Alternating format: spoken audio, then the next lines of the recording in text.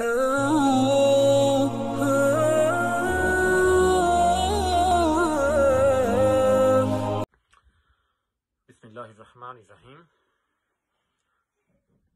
या रसूल अल्लाह, मुझे कुरान सारा आपकी तस्वीर लगता है कि हर सूरत में आती है नजर सरकार की सूरत।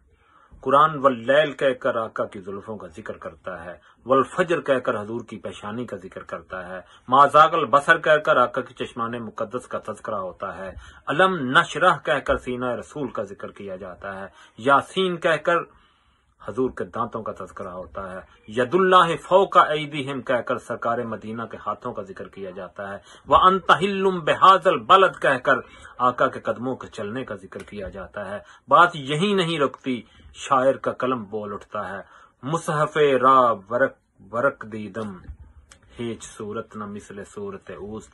मैंने कुरान का एक एक वर्क पलट कर देखा, मगर पूरे कुरान में एक सूरत भी मेरे मुस्तफा की सूरत जैसी नहीं मिली। हो भी कैसे? मुस्तफा के एक एक हुस्न को अलहदा अलहदा बयान किया जाए तो कुरान की 114 सूरतें बनती हैं, और कुरान की 114 सूरतों को इकट्ठा किया जाए तो चेहरा मुस्तफा बनता है।